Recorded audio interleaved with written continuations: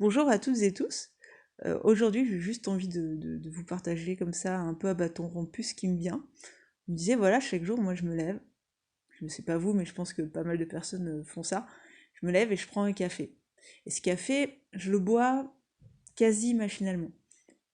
Et pourtant, je dois reconnaître que si je le prenais pas, ben, il manquerait quelque chose à ma routine. Comme je viens de le dire, pourtant, je le savoure pas pleinement. Je peux pas dire que je le boive avec une grande attention. Et où je veux en venir quand je dis ça? Bah, je sais pas trop moi-même, mais on va voir où ça nous mène. Euh, je pense à une expérience. Je me demande, voilà, s'il m'était possible d'oublier tous les cafés que j'ai pu prendre dans ma vie, de n'avoir vraiment aucune comparaison, aucune référence possible. Si j'allais même jusqu'à oublier le mot de café et puis qu'on me dise, tiens, tu veux goûter un café? Et je fasse quoi? C'est quoi un café? Et ben, il me semble que bah, mon attention déjà serait forcément plus grande et plus forte. Que mes sens seraient bien plus en éveil et que je sentirais probablement plus d'arômes, plus de saveurs dans ce café et que chaque gorgée amènerait son lot de surprises quelque part. Et en fait, il me semble que je serais tout simplement pleinement ouverte à l'expérience qu'offre cette fameuse boisson qui est le café.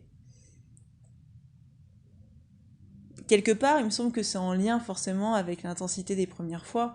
Euh, les premières fois, assez souvent, il y a de la curiosité qui amène un peu peut-être d'appréhension, mais cette appréhension peut aussi amener le fait que les sens sont exaltés, que du coup on ressent plus fortement les choses et que ça nous marque euh, en bien ou en mal, enfin de manière agréable ou parfois moins agréable.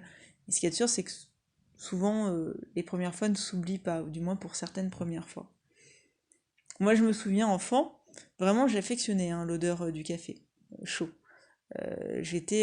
C'était quelque chose que j'aimais sentir dans la pièce et même dans les galeries marchandes, tout ce qui était torréfaction de café, sentir la torréfaction des grains, ça j'adorais. C'était un de mes plaisirs quand on allait faire les courses avec mes parents, c'était ça, l'odeur qui émanait de chez le torréfacteur. Alors comme le café, ben, dans ma famille c'était une boisson de grand. J'avais pas encore goûté le café, donc je savais pas quel goût ça avait. Par contre, mon imagination, elle, s'est proposée de combler les vides, évidemment. C'est ce que fait le cerveau, et c'est ce que permet l'imagination. Et donc, mon imagination a comblé les vides avec les références qu'elle avait, à savoir principalement le Nesquik, cette superbe boisson sucrée au lait. Et du coup, dans ma tête d'enfant, je me suis dit que le café, c'était comme du Nesquik, alors plus noir certes, mais comme du Nesquik, avec une odeur de café, ce qui pour moi a mené probablement un goût de noisette ou quelque chose comme ça. Et pendant un certain temps, pendant quelques années, voilà, chaque fois que j'avais cette odeur de café qui m'arrivait au nez, j'associais ça à mon chocolat chaud, mais avec supplément noisette, quoi. Alors, est venu le jour où quand même j'ai goûté pour la première fois du café, et vous imaginez la déception. Le goût était amer, mais tellement loin de ce que j'avais pu m'imaginer que ben j'ai décrété que j'aimais pas le café, tout simplement. Et puis, sans rentrer trop dans les détails, c'était pas une boisson au lait, c'est à l'eau, donc c'est pas exactement la même texture que le lait. Au niveau de la langue, c'est moins enrobant. C'est quelque chose d'un peu plus, peut-être un peu âpre, un peu plus âpre que ce qui peut être au lait. Bref, une totale déception, parce que ben voilà, il y avait un espèce de fantasme qui s'était créé, et la réalité n'était pas du tout à la hauteur de ce fantasme. Puis comme je l'ai dit en préambule, aujourd'hui je bois un café tous les jours, si ce n'est deux, et donc ça veut dire qu'à un moment donné, je me suis mise quand même à apprécier le café. Mais justement, c'est quelque chose qui a été construit. Il a d'abord fallu que je prenne du café, euh, d'abord parce que c'est une boisson d'adulte et que j'avais envie de faire partie du monde des adultes. Donc quand je suis devenue majeure, je me suis dit qu'il était temps que je me mette au café pour être adulte. Puis ensuite, dans la vie active, bon voilà, le fameux coup de fouet, tu te sens fatigué, tu prends un café. Et puis la praticité quelque part, J'étais quelqu'un qui était pas mal réservé, donc dans un groupe je parlais peu, autant avoir quelque chose dans les mains pour faire pour me donner une consistance tout simplement. Donc il y avait ça aussi, ça a été un appui finalement.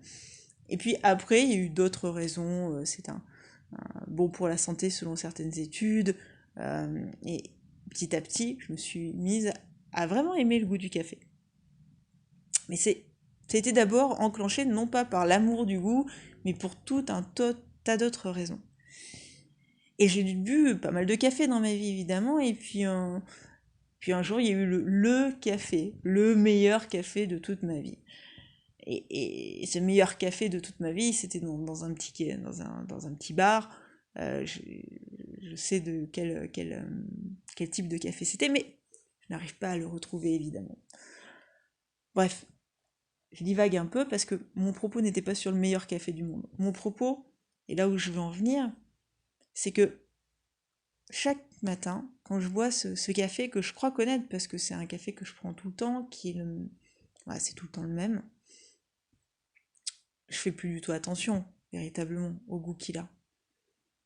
Par contre, je sais que dans ce goût, dans ce geste, il y a tout le passif qu'a fait, toutes les références qu'a fait, qui sont avec, que ça véhicule aussi tout ça. Et aujourd'hui, je me demandais simplement, tiens, qu'est-ce qui se passerait si demain, j'oublie tout ce que je sais, tout ce que je crois sur le café? Quelle serait l'expérience si demain, on m'offre une boisson dans une tasse, une boisson chaude? Elle est noire, elle a une odeur incroyable, qui m'envoûte. Et puis, la curiosité qui se fait. Et alors je trempe mes lèvres, je prends une première gorgée. Et là je me demande quelle saveur je vais découvrir.